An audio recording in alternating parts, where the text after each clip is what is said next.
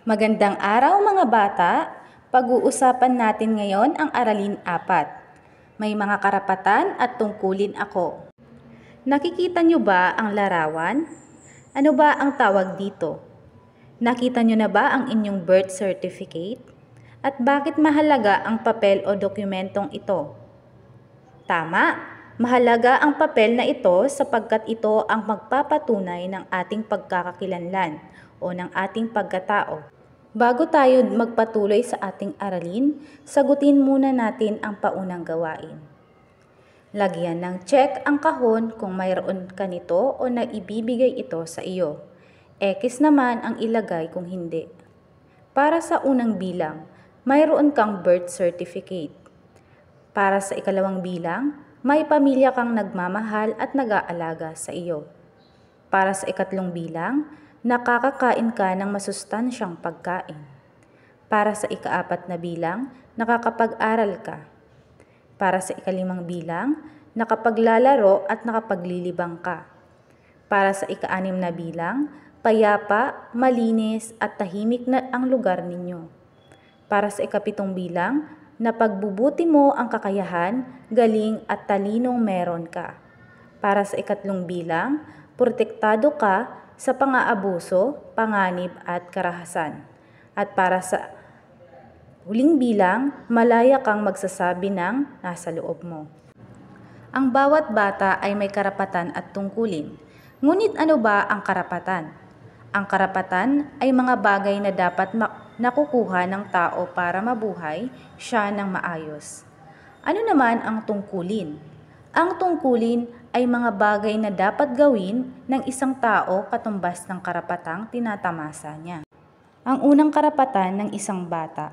Ang karapatan ng batang maisilang at magkaroon ng pangalan at nasyonalidad. Isang masayang pangyayari ang pagsilang ng sanggol. Binibigyan ng magulang ng pangalan ang anak. Pagkatapos ay ipaparehistro siya.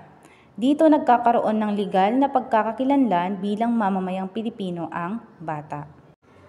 Tungkulin ng mga batang maging mabuting batang Pilipino. Maraming paraan para maipakita ang pagiging mabuting batang Pilipino. Bumili at gumamit ng mga gawang Pilipino, gamitin ang ating wika, ipagmalaking ikaw ay Pilipino. Karapatan ng batang magkaroon ng pamilyang magmamahal at mag-aalaga. Mahalaga ang pagmamahal at pag-aalaga ng pamilya sa isang bata. Nakatutulong ito para lumaking maayos at mabuti ang bata. Tungkulin ng batang mahalin at igalang ang pamilya. Mahalagang makinig at sumunod sa mga payo ng magulang. Huwag din kalimutang magmano o humalik sa kanila. Ang paggamit ng po at opo ay nagpapakita rin ng paggalang. Karapatan ng batang makakain ng masusustansyang pagkain at magkaroon ng malusog at aktibong katawan.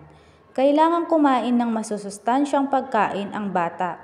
Nakatutulong ito para maging malusog at malakas siya.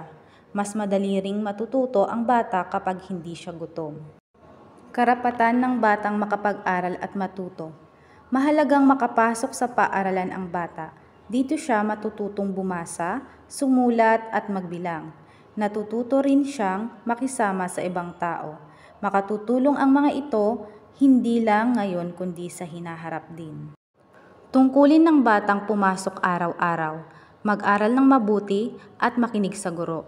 Dapat maging masipag sa pagpasok ang bata, makinig sa guro at gawin ang mga takda. Tapusin muna ang mga gawain bago maglaro o manood ng TV. Karapatan ng batang makapaglaro at makapaglibang. Nakatutulong ang paglalaro at paglilibang sa bata para ma-relax siya. Maraming bagay rin ang natututuhan sa paglalaro, tulad ng pakikipagkapwa, pakikiisa, paghihintay, pag-iisip at iba pa. Tungkulin ng batang ingatan at itabi ang mga laruan pagkatapos gamitin. Pagkatapos maglaro ay dapat itabi ng bata ang kanyang mga laruan. Hindi agad masisira ang mga laruan kapag iniingatan. Maiiwasan din ang kalat kapag marunong magligpit ang bata. Karapatan ng batang tumira sa payapa, malinis at tahimik na lugar. Ang payapa, malinis at tahimik na lugar ay mahalaga. Nakatutulong ito para lumaking maayos at masaya ang bata. Ligtas kasi siya at malayo sa sakit sa ganitong lugar. Tungkulin ng batang tumulong para mapanatiling maayos at malinis ang tahanan. Kahit bata pa ay pwedeng tumulong ang bata sa paglilinis sa tahanan. Itabi ang personal na mga gamit, magpakain ng mga alaga, gawin ang mga bagay na kaya nang gawin na mag-isa. Karapatan ng batang mapagbuti ang kakayahan, galing at talino.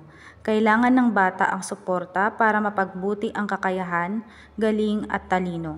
Makatutulong sa kanya ang pamilya, paaralan at pamahalaan.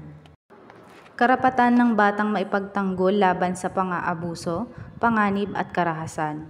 Mahalagang lumaki ang isang bata nang malayo sa pang-aabuso, panganib ng karahasan. Mahalaga ring maramdaman nila na may magtatanggol sa kanila sa mga bagay na pwedeng makasama sa kanila. Tungkulin ng mga batang sumunod sa batas at tuntunin. Kailangang sumunod ang mga bata sa mga batas at tuntunin.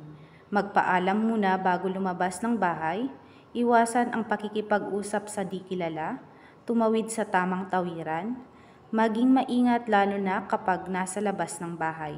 Iwasang makipag-away o mambuli. Tungkulin ng batang maging responsable sa mga salita at gawa.